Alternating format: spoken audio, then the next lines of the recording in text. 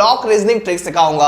ये clock reasoning trick के अंदर क्या क्या सिखाने वाला हूं, तो आइए आपको बताता हूं। देखिए इस घड़ी को, इस घड़ी में 4 बजे है, तो इस 4 बजे है तो इन दो कांटों के बीच में कितना एंगल बना है वो आपको निकालना हो, तो कैसे निकालोगे, तो ये सब चीज सिखाने वाला हूं। चाहे घड़ी में 3 बजे, उसमें क्या एंगल बनेगा, चाहे 7:20 हो तो उसमें कितना एंगल बनेगा, तो ये सब चीज मैं सिखाने वाला हूं इस वीडियो के अंदर। और ऐसा शॉर्ट ट्रिक लेके आया हूं कि कोई कंफ्यूजन नहीं होगा, सिर्फ और सिर्फ सॉल्यूशन होगा। तो इस वीडियो को एंड तक देखिएगा। तो चलिए शुरू करते हैं। आज का आपके सामने पहला क्वेश्चन लेके आया हूं। देखिए ये वाला क्वेश्चन लेके आया। इसमें क्या पूछा है, इसमें यह पूछा है कि find the angle made by hour and minute hand at 5 o'clock। मतलब 5 बजे है तो इन दो कांटों के बीच में कितना एंगल बन रहा है वो आपको निकालना है। तो क्या करोगे, सिंपल लॉजिक है, जितना पूछा जाए उस पे आपको क्या करना है, मल्टीप्लाई बाय 30 कर देना है। तो यहां पर 5 पूछा हुआ है तो 5 मल्टीप्लाई बाय 30 डिग्री करोगे तो आपका आंसर आ जाएगा 150 डिग्री। सिंपल, कुछ नहीं करना है आपको। अब देखिए और एक क्वेश्चन पूछता हूं आपको मैं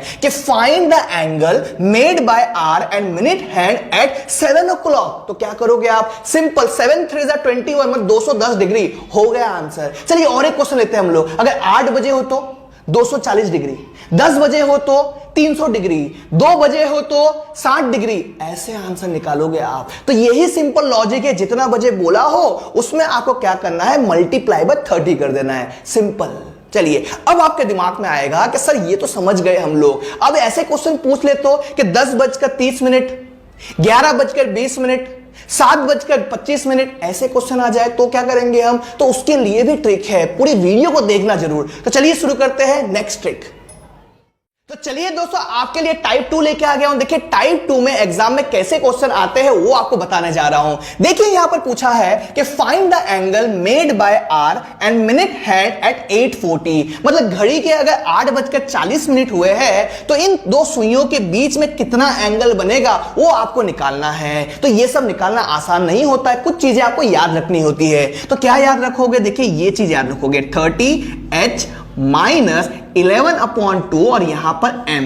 अब आपको पता चल गया ये क्या होता है, h मतलब होता है r होता है, जैसे हिंदी में घंटा कहते हैं हम लोग, और m मतलब क्या होता है, मिनट होता है। ये तो क्लियर हो गया, लेकिन एक चीज क्लियर नहीं हुआ कि ये इतना भयानक फॉर्मूला याद कैसे रखे। सिंपल लॉजिक सिखाने जा रहा हूं। देखिए एक कहानी सुनाऊंगा जिससे ये चीज आपको लाइफ टाइम याद रह जाएगा। देखिए यहां पर आप यहां पर लिखोगे h लिखोगे, फिर यहां पर आप m लिखोगे, फिर अपने दिमाग से सवाल पूछोगे कि घड़ी में कितने कांटे होते हैं। दिमाग जवाब देगा कि 3 कांटे होते हैं, तो यहां पर आप 3 लिख दोगे। और घड़ी का शेप जो है वो क्या होता है, गोल होता है। देखिए ये चीज हो गया। उसके बाद आप देखोगे m को, देखोगे तो m कुछ इस तरह से है। तो m देखो 1 1 11, तो 11 है, बीच में क्या है, बीच में क्या है, 2 कांटा है, तो यहां पर 2 लिख लिया और यहां पर माइनस। क्लियर हो गया। चलिए और एक बार रिपीट करते हैं। आपको पूछना है यहां पर h लिखना है और यहां पर देखिए m लिखना है। फिर सवाल पूछना है कि घड़ी के कितने कांटे होते हैं, घड़ी में 3 कांटे होते हैं, तो यहां पर 3 लिख दोगे। और घड़ी कैसा होता है, गोल होता है, तो यहां पर गोल लिख दिया मैंने। फिर m को देखोगे तो ये 11 की तरह है, और 11 के बीच में कितने हैं, 2 कांटे हैं, तो यहां पर 2 लिख दोगे। तो हो गया फॉर्मूला। क्लियर हो गया। अब आपको सिखा रहा हूं कि किस तरह से सम सॉल्व करोगे। तो आप देखिए यहां पर मैं 30 लिखता हूं मैं, और यहां पर h है। h मतलब जो होता है घंटा होता है, मतलब 8 बजे, मतलब मल्टीप्लाई बाय 8 करूंगा, माइनस 11/2, और मिनट कितने हुए हैं, 40 मिनट हुए हैं, तो यहां पर लिख दूंगा मैं 40 लिख दूंगा मैं, यहां पर मल्टीप्लाई। अब देखिए 8 3 से कितना होगा, 24 होगा, 1 0 साथ में आ जाएगा, और यहां पर मैं कैंसिल करने जा रहा हूं, यहां पर देखो 20 आ गया। अब 11 2 से कितना होगा, 22 होगा, 0 यहां पर आ गया। अब इन दोनों को आप माइनस कर लो तो आपका जो आंसर जो है 20 डिग्री, ये आपका आंसर हो गया।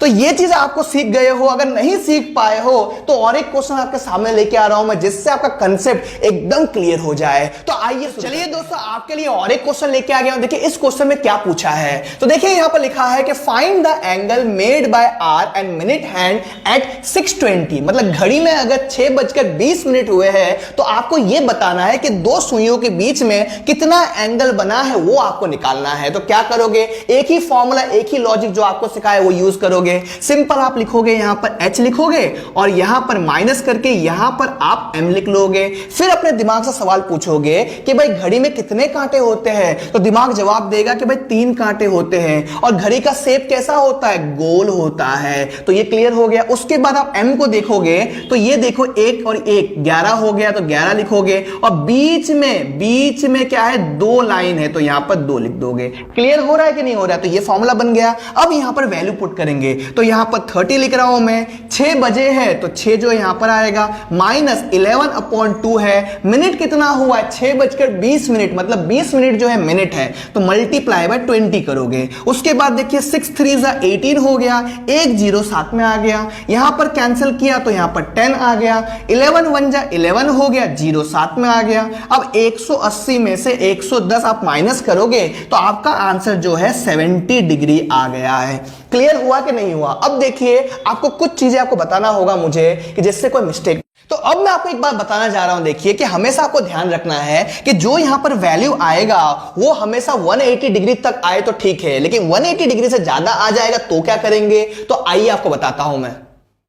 तो चलिए दोस्तों, अब मैं आपको सिखाने जा रहा हूं, एक इंपॉर्टेंट क्वेश्चन सिखाने जा रहा हूं। ये क्वेश्चन आपने सीख लिया अगर, तो कोई मिस्टेक होने के चांस नहीं रहेंगे। क्योंकि देखिए यहां पर ही मिस्टेक करते स्टूडेंट और बोलते कि आंसर नहीं आया, वो आंसर गलत आ गया है। वो क्या है देखिए, आइए बताता हूं। यहां पर बोला है देखिए, find the angle made by hour and minute hand at 10:10, मतलब 10:10 हुए घड़ी में, तो एंगल बताइए। तो क्या करोगे? सिंपल और लॉजिक लगाओगे जो बताया मैंने। यहां पर आप h लिखोगे, यहां पर माइनस और यहां पर आप m लिख लोगे। फिर देखिए दिमाग से पूछोगे कि भाई घड़ी में कितने कांटे होते हैं? घड़ी में 3 कांटे होते हैं। और घड़ी कैसा होता है? गोल होता है। और ये m को देखोगे तो यहां पर एक डंडा, यहां पर एक डंडा, मतलब 11 हो रहा है। तो 11 के बीच में 2 डंडे हैं, तो यहां पर 2 आ गया। हो गया मेरा फॉर्मूला। अब हम क्या करेंगे? हम यहां पे लिखेंगे 30 और देखिए 10 बजे है, मतलब यहां पर 10 आएगा माइनस 11/2 और मिनट कितना हुआ है? मिनट भी 10 है, तो यहां पर 10 लिख लेता हूं मैं। अब देखिए 3 1 जा 3 हो गया, 2 0 साथ में आ गया, माइनस 2 5 जा 10 हो जाएगा। अब देखिए 11 5 जा कितना होगा? 55 होगा। ठीक है, अब 300 में से 55 आप माइनस करोगे तो आंसर कितना होगा? 245 आपका आंसर होगा। ठीक है ना? लेकिन देखिए यहीं पे मिस्टेक होता है, ये आंसर बिल्कुल करेक्ट नहीं है। क्योंकि देखिए आपको ध्यान रखना है, अगर 180 डिग्री के ज्यादा होता है तो क्या करेंगे? आपको यहां पे करना है 360 से आपको माइनस कर देना है 245 को, तो आपका आंसर आएगा 115 डिग्री। ये आपका आंसर हो जाएगा। तो हमेशा ध्यान रखिएगा कि जब भी 180 के ऊपर जाएगा तो आपको क्या करना है? 360 से माइनस करके आंसर लिखना है। क्लियर हो गया? और एक चीज क्लियर करना था, देखिए हो सकता है कि यहां से आप माइनस कर रहे हो और आंसर माइनस में आ जाए। अब ये कैसे होगा? समझाता हूं। देखिए 1:10 होता है तो यहां पर तो 1 ही आएगा, तो 30 लिखोगे, मल्टीप्लाई 1 हो जाएगा। उसके बाद आप 11/2 और यहां पर 10 करोगे तो 2 5 जा 10, तो 30 हो गया ये, और 11 5 जा 55 हो गया। अब तो यहां पर माइनस में आ जाएगा। माइनस में आएगा कि नहीं आएगा? लेकिन टेंशन की जरूरत नहीं है, ये -25 है, तो 25 को पॉजिटिव में लेकर आपका आंसर हो जाएगा। समझ में आ रहा है कि नहीं आ रहा है? तो ये कंसेप्ट आपको सिखाना था मुझे, क्योंकि देखिए मैं चाहता हूं कि मेरे जो यहां पे स्टूडेंट आते हैं सीखने के लिए, उनका कंसेप्ट एकदम क्लियर हो, जिससे कोई मिस्टेक ना हो।